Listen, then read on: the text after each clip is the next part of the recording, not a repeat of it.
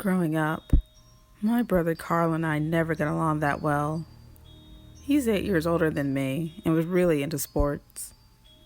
He was on the school's football and baseball teams, where I, on the other hand, enjoyed video games and books and was the least athletic person I knew, so I always hated when I got dragged to his games by my mother. After one of my brother's baseball games, my mom dropped us off at my dad's house for the weekend. They had been divorced since I was a toddler, and we spent every other weekend with my dad during the school year. My brother had a key to the house, so once he unlocked the door and let us in, my mother drove off. We got in and set our stuff down to find a note on the kitchen table. My dad got called into work that day and wasn't going to be home until about midnight. He was a McDonald's manager and often had to cover shifts for employees when they were sick, so this wasn't completely out of the ordinary for him not to be here when we were dropped off. He left us some money to order a pizza, so we stayed up most of the night watching TV before my brother finally made me go to bed. We shared a room that was down the hall from my dad's room and the hall bathroom. It was a 2-story house, but it was still pretty small and there wasn't much space. I fell asleep pretty fast since I was tired from being out all day for my brother's game, but I woke up to footsteps. They were heavy and slow, and they sounded like they were coming from downstairs. I figured it was just my dad getting home from work, so I turned around and tried to go back to sleep. However, after a few minutes of trying to fall back asleep, I got up and went downstairs to see my dad. I was only 7 or 8 at the time, so when I went running down the stairs, I hardly made any noise. I reached the bottom of the stairs and looked around. All the lights were off, and our living room was not how we left it. It was dark, but the moonlight and street lamps lit up the living room enough so I could still see. The flat screen TV was turned over and unplugged, as was my brother's video game system. Our tables had been moved and one of the chairs had been turned over, but I could still hear some shuffling noise coming from the kitchen and some clanking, almost like pans being moved around. I tiptoed towards the kitchen, scared. And at this point, I was pretty sure that whoever was in there was not my dad.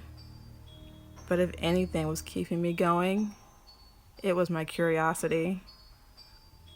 I reached the edge of the living room where the carpeted floor turned to the kitchen tile and leaned around the wall. I stopped breathing and could feel my knees begin to shake.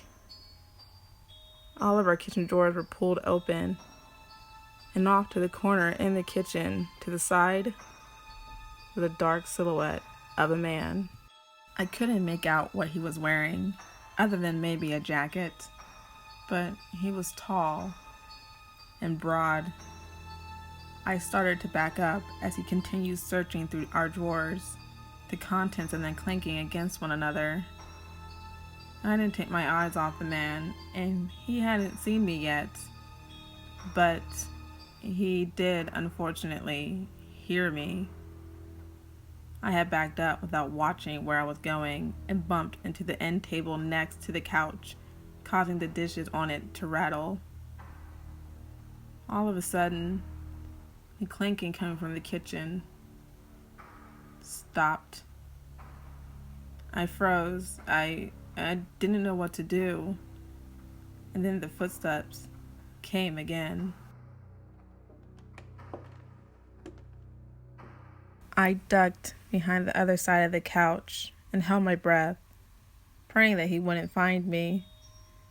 I heard the floor squeak under his weight as he stopped by the end table I was just near.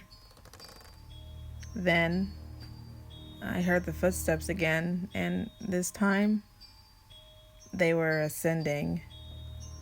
I peeked over the arm of the couch just in time to see his feet walk up the stairs before disappearing. I let out a breath of relief for a second, until, that is, I remembered my brother upstairs.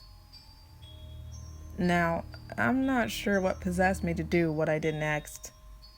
On the one hand, I wanted nothing more than to run out of that house screaming for help. But I also knew that, no matter how much my brother Carl and I didn't get along, that I couldn't leave him there by himself. Fortunately, the house wasn't built very well, and you could hear almost every noise that was made in it. I heard the heavy footsteps overhead again. They were over the living room, indicating the man was most likely in my dad's room. Slowly, on hand and knee, I crawled up the stairs. When I reached the top, I peered over the wall. The hallways was empty, but there was a shuffling noise coming from my dad's room. Our hallway is set up so that our room was slightly further down the hall on the opposite side from my dad's room.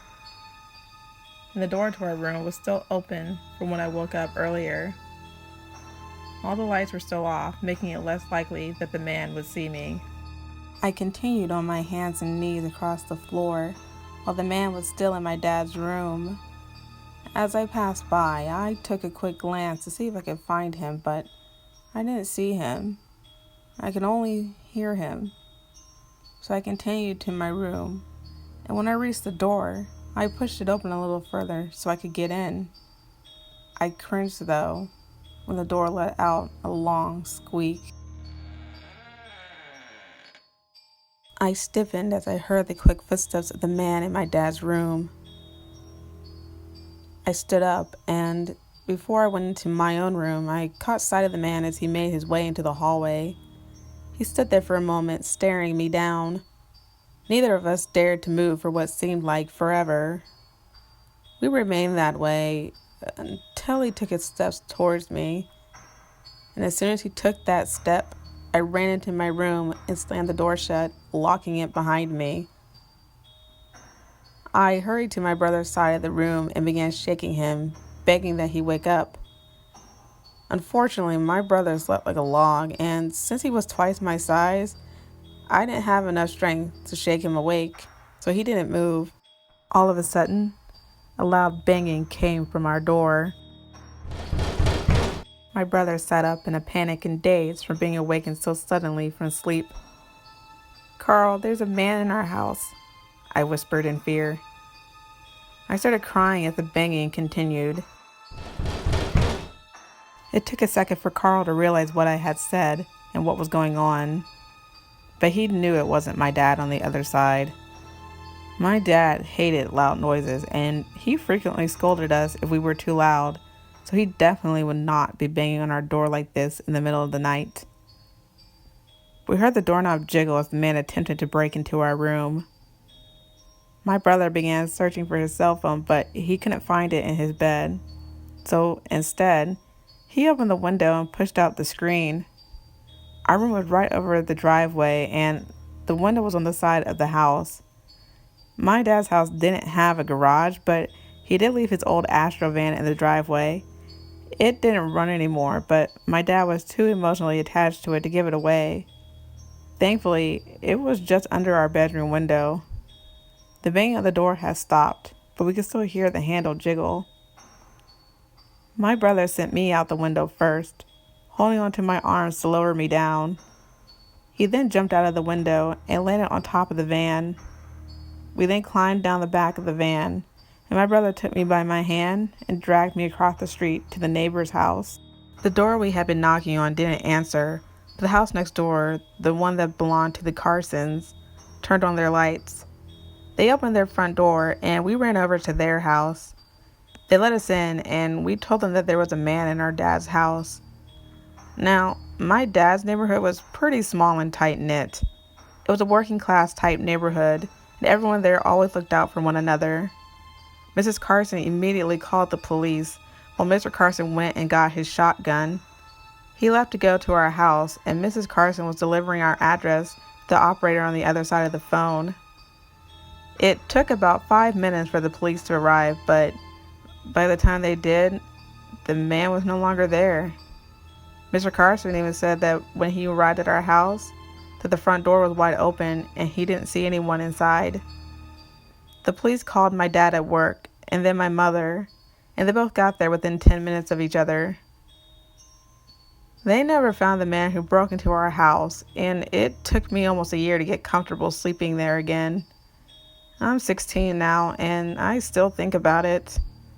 It really is violating having the one place you're supposed to feel safe become a place of fear. I'm just glad that my brother and I got out alive. Who knows what that man would have done to us? The thought, it still terrifies me.